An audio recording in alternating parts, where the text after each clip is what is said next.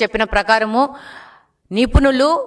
బాధ్యతాయుతమైన అధికారులు, అలాగనే న్యాయ అధికారులు ఉండాలని చెప్పేసి ఈ అప్పీలేట్ ట్రిబ్యునల్లో నియమించాలని నీతి ఆయోగ్ చెప్తే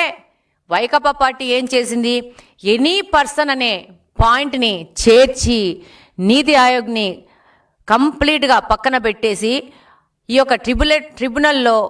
కంప్లీట్గా వాళ్ళ యొక్క కార్యకర్తల్ని పెట్టుకునే విధంగా ఒక పెద్ద ఆలోచన చేసి ప్రజల ఆస్తులను హరించడానికి, ప్రజల ఆస్తులను కొల్లగొట్టడానికి 2023లో పెద్ద ప్రణాళికను రచించింది. దీంట్లో ప్రకారము ఈ యొక్క ల్యాండ్ టైటిల్ యాక్ట్ ప్రకారము ఏవైనా భూ సమస్యలు వస్తే స్థానిక కోర్టులకు పోయే పరిస్థితి లేకుండా చేసి, ఏదైనా కోర్టులకు పోవాలంటే హైకోర్టు పోయే విధంగా ఈ యొక్క చట్టాన్ని తయారు చేసి ఈ యొక్క